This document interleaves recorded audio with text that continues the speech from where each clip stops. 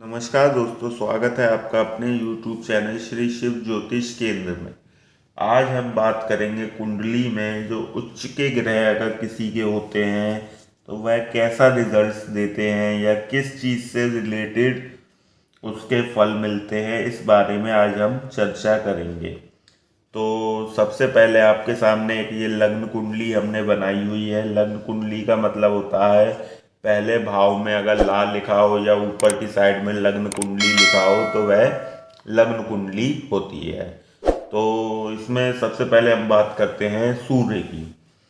सूर्य जो होते हैं मेष राशि में उच्च के होते हैं। अगर कहीं पे आपकी कुंडली में 1 नंबर लिखा हो, 1 नंबर लिखा हो और वहाँ पे सूर्य लिखा हो, इसका मतलब ये होता है कि सूर्य जो है उच्च के आपके कुंडली में है। तो सूर्य जो है इनको वैसे आत्मा का कारक बताया गया है। अगर किसी की कुंडली में सूर्य उच्च के होते हैं तो उसको मान सम्मान प्रतिष्ठा ये अधिक मिलती है। उसके अलावा उसका जो प्रोफेशनल करियर होता है वो स्ट्रॉन्ग रहने के काफ़ी चांसेस रहते हैं। ऐसे बंदों के गवर्नमेंट जॉब में काफ़ी चांसेस रहते हैं, क्योंकि कुंडली में गवर्नमेंट जॉब या अच्छे प्रोफेशनल के लिए, अच्छे करियर के लिए कोई भी ज्योतिष है या एस्ट्रोलॉजिस्ट है वह लग्नेश चंद्र के अलावा सबसे पहले जो दृष्टि डालता है वो सूर्य की स्थिति पे डालते हैं। तो सूर्य का उच्च में होना एक अच्छा योगकारी रहता है, एक राजयोग का निर्माण होता है इससे।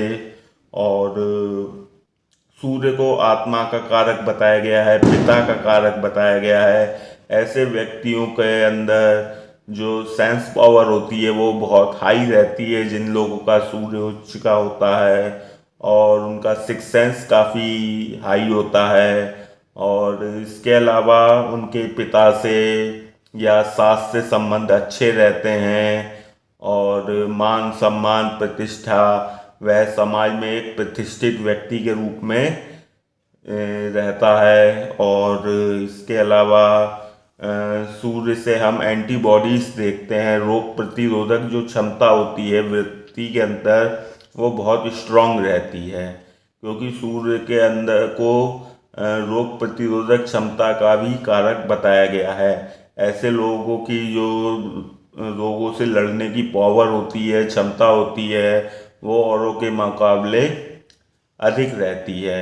और वह जल्दी बीमार नहीं होते हैं। बचपन में थोड़े इश्यूज रह सके हो सकता है, बट जब यंग एज में या यंग एज क्रॉस करते हैं तो भी वह स्ट्रांग रहते हैं, ज़्यादा बीमार वगैरह नहीं रहते हैं।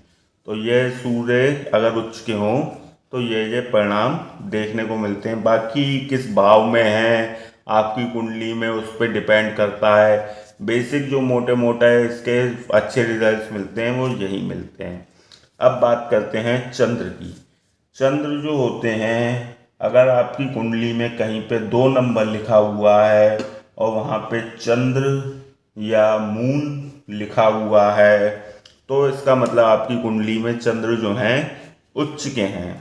अब उच्च के चंद्र को बताया गया है माता का कारक, जो आपकी मॉम होती हैं उसका कारक चंद्र को बताया गया है। इसके अलावा लिविंग स्टेटस का कारक भी चंद्र को बताया गया है। और इसके अलावा जो हम सुख सुविधाएं, भौतिक सुख सुविधाएं लेते हैं उसका कारक भी चंद्र को बताया गया है। तो अगर चंद्र उच्च के हों और दूसरे भाव में हों, ये पहला भाव होता है इसे लग्न कहते हैं, ये दूसरा भाव है। अगर यहाँ पे चंद्र बैठे हैं तो आपका जो टंग लैंग्वेज होगी और वॉइस जो होगी काफ़ी सुरीली होगी। अगर कोई लड़की है, गर्ल है, तो उसके सिंगिंग वगैरह में जाने तक के चांसेस बन सकते हैं। उसे सिंगिंग का अच्छा शौक होगा और धन का अच्छा यहाँ पे आगमन रहेगा अगर चंद्र उच्च के हैं तो। चंद्र को मन का कारक कहा गया है। ऐसे व्यक्ति का मन बहुत शांत रहता है और ऐसे व्यक्ति के मन जो होता है बहुत मजबूत रहता है अंदर से। वह व्यक्ति, उसका जो मन होता है वो बहुत जल्दी बहकने वाला या मतलब दुखी नहीं होना, इस टाइप का उसको वो मिलता है, उस टाइप का उसका बिहेवियर होता है। और चंद्र जो है व्यक्ति का फेस का जो कलर होता है उसके भी कारक होते हैं। अगर चंद्र उच्च के हैं तो फेस कट अच्छा होगा, रंग साफ होगा और इस टाइप के भी आपको अच्छे रिजल्ट्स मिलेंगे। अच्छा, इसके अलावा हम बात करते हैं मंगल की। मंगल जो होते हैं मकर राशि में उच्च के होते हैं। समझ रहे हैं? मंगल से हम व्यक्ति के अंदर जो पराक्रम है, हिम्मत है और उसके अंदर जो मतलब शक्ति है, पावर है, उसका जो शरीर है वो स्ट्रांग है, बॉडी बिल्डर टाइप के जो मंगल से ही देखते हैं। और उसकी हाइट वगैरह अच्छी निकलेगी अगर किसी के मंगल उच्च के होते हैं तो। मंगल से हम ब्लड भी देखते हैं, ब्लड का कारक जो हमारे शरीर में ब्लड होता है उसके कारक भी मंगल होते हैं। तो अगर मंगल उच्च के हैं तो आपके अंदर हिम्मत बहुत होगी, पराक्रम जिसे हम कहते हैं वो भी काफ़ी होगा। ऐसे लोग आर्मी में, डिफेंस में, सिक्योरिटी में, इस टाइप की जॉब्स में अच्छे निकल जाते हैं अगर उनका मंगल उच्च का होता है तो। और मंगल से हम ब्लड भी देखते हैं और अग्नि तत्व होते हैं मंगल ग्रह। और इससे हम मतलब उस बंदे के अंदर हिम्मत जो होगी वो बहुत होगी, शारीरिक रूप से काफ़ी तंदुरुस्त होगा वह व्यक्ति। और इस टाइप से हम उसको देखते हैं। अब बात करते हैं बुध की। बुध जो होते हैं वह कन्या राशि में उच्च के होते हैं। 6 नंबर अगर कहीं पे लिखा हो और बुध लिखा हो तो बुध उच्च के होते हैं।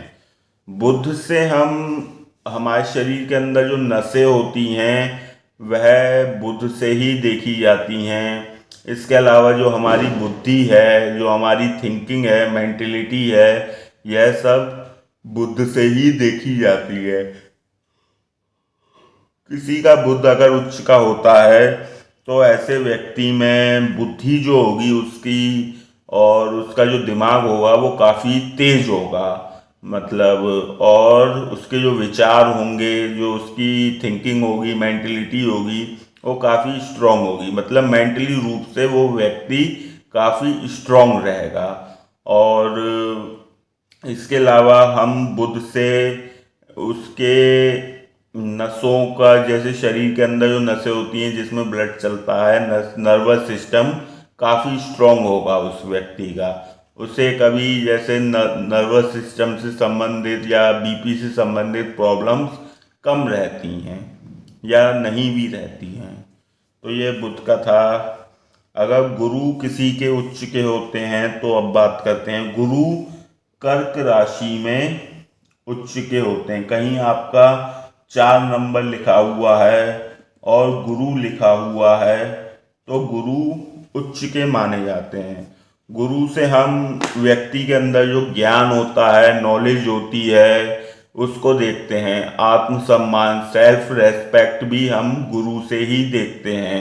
इसके अलावा जो व्यक्ति के अंदर शिक्षा होगी, शिक्षा भी हम गुरु से ही देखते हैं, क्योंकि ज्ञान और शिक्षा एक दूसरे के आपस में अच्छे रिलेशन रखते हैं।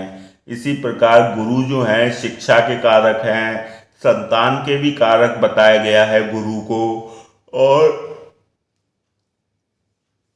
जिसके गुरु उच्च के होते हैं ऐसे बच्चों का पढ़ाई में मन अच्छा लगता है और शिक्षित व्यक्ति होते हैं, एजुकेटेड व्यक्ति होते हैं। और इनके जो सेल्फ, इनके आगे सबसे बड़ा जो प्रेफरेंस देते हैं ऐसे व्यक्ति अपना सेल्फ रेस्पेक्ट को, आत्मसम्मान को बहुत ज़्यादा रेस्पेक्ट देते हैं। और गुरु जो होते हैं उच्च के हों तो इसमें अगर मेष लग्न की कुंडली है, गुरु उच्च के हैं, तो आपका जो लिविंग स्टेटस होगा वो बहुत हाई रहेगा और आपको ज्ञान का अथाह भंडार होगा आपके पास। इसके अलावा आपके पास भूमि, भवन, वाहन की सुविधाएं अधिक मिलेंगी और माता से आपके अच्छे रिलेशन रहेंगे अगर चतुर्थ भाव में गुरु बैठे हैं तो। अब बात करते हैं शुक्र ग्रह की। शुक्र जो होते हैं वह मीन राशि में उच्च के होते हैं। अगर कहीं पे भी 12 नंबर लिखा है और शुक्र लिखा है तो शुक्र उच्च के माने जाते हैं। शुक्र को भोग विलास का कारक बताया गया है। जिस व्यक्ति का शुक्र उच्च के होते हैं ऐसा व्यक्ति अपना पर्सनैलिटी से रिलेटेड अपने ऊपर ज़्यादा ध्यान देता है।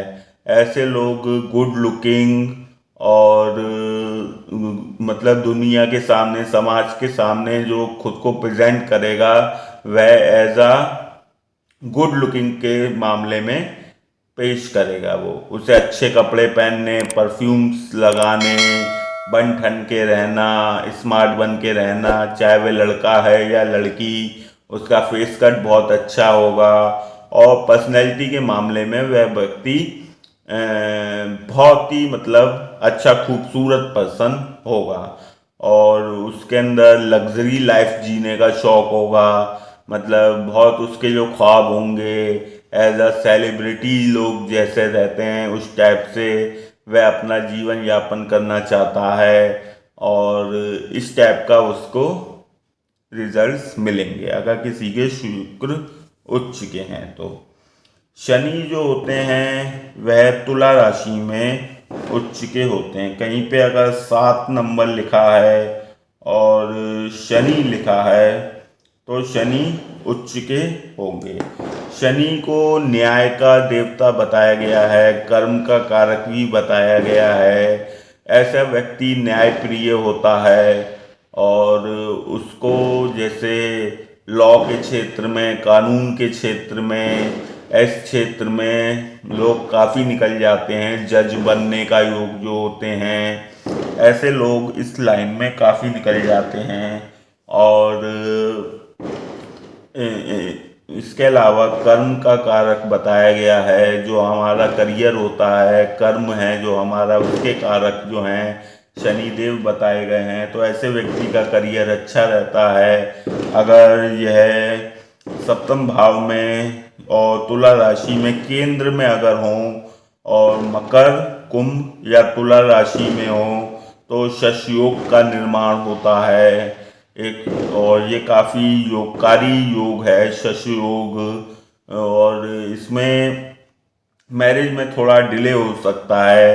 वाइफ या हस्बैंड आपको अपनी एज से ज़्यादा मिल सकता है अगर सप्तम भाव में शनि बैठे हुए हैं, लेकिन मैरिज लाइफ आपकी अच्छी रहेगी और अच्छे रिजल्ट देंगे। आपके अंदर काफ़ी अच्छी विल पावर होगी। आप न्याय की और नागरिक शास्त्र जैसे सिविक्स की आपको काफ़ी नॉलेज रहेगी और राजनीति में आपका अच्छा इंटरेस्ट होगा। राजनीति के क्षेत्र में आप निकल सकते हैं। इस टाइप के रिजल्ट्स शनि देते हैं।